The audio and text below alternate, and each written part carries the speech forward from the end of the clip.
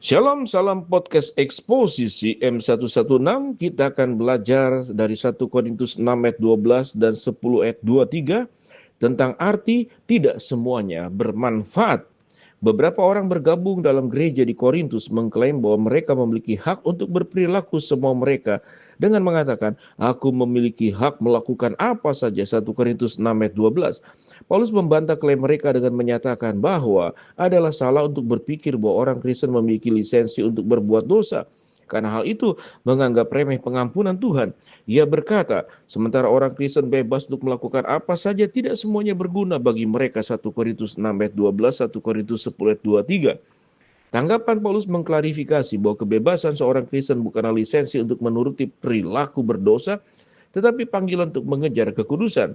Pernyataan Paulus bahwa tidak semuanya bermanfaat berlaku untuk beragam perilaku yang tidak bijaksana. Implikasinya adalah bahwa sementara beberapa perilaku diizinkan, konteksnya penting, terutama mengenai apa perilaku kita menyakiti atau membantu orang lain. Salah satu hasil dari keselamatan seseorang di dalam Yesus Kristus adalah kebebasan dari kuasa dosa. Yesus membebaskan manusia dari kuasa dosa ketika mereka menanggapi Injil dan dilahirkan kembali. Ia mematahkan cengkraman dosa atas mereka melalui kematiannya di kayu salib. Dengan menggunakan gambaran yang gamblang, Paulus mengajarkan bahwa identitas manusia yang berdosa telah mati bersama dengan Yesus. Karena kita tahu bahwa manusia lama kita telah disalibkan bersama dengan Dia, supaya tubuh dosa kita hilang kuasanya, agar kita jangan lagi menjadi hamba dosa. Sebab barang siapa telah mati, ia telah bebas dari dosa. Roma 6 ayat 6 sampai 7. Beberapa orang Kristen salah memahami pembebasan mereka dengan berpikir bahwa hal itu memberi mereka izin untuk berbuat dosa.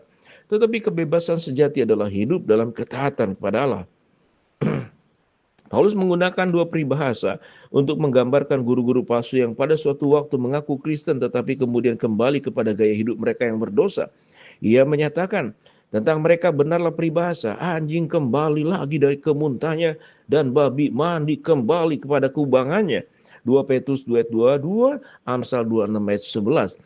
Dalam budaya Yahudi, babi dianggap najis dan anjing dianggap menjijikkan. Kembalinya anjing ke dalam muntahan dan kembalinya babi ke dalam lumpur menimbulkan reaksi jijik.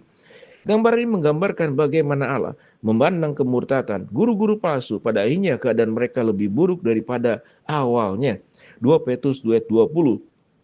Yudas memperingatkan tentang orang-orang yang fasik yang menyalahgunakan kasih karunia Allah kita untuk melampiaskan hawa nafsu mereka. Yudas ayat 1 ayat pasal yang keempat. Dosa tidak pernah bermanfaat. Yesus mengajarkan bahwa kebebasan sejati datang dengan mengikutinya.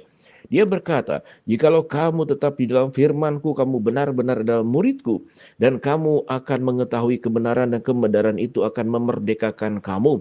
Yohanes 8:31-32. Orang-orang Yahudi diajak bicara, Yesus tidak mengerti, mengingat mereka tidak pernah menjadi budak.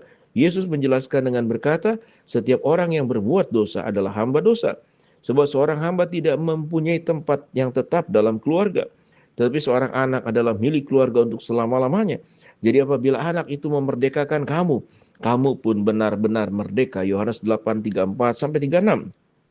Paulus menegaskan kebenaran ini dalam suratnya kepada jemaat di Roma. Ia bertanya, jika demikian, apakah yang hendak kita katakan? Haruskah kita bertekun dalam dosa supaya makin bertambah kasih karunia itu? Sekali-kali tidak. Kita telah mati bagi dosa, bagaimana kita dapat hidup di dalamnya? Roma 6 ayat 1-2. Seseorang mungkin berkata, aku berhak melakukan apa saja, tetapi kenyataannya tidak semuanya bermanfaat. 1 Korintus 6 ayat 12. Yang bermanfaat bagi orang percaya adalah menggunakan kebebasan mereka untuk mengejar kekudusan dan keserupaan dengan Kristus. Mereka harus bersyukur atas pengampunan Allah dan menunjukkan rasa syukur mereka melalui ketaatan pada perintah-perintah Allah. Shalom.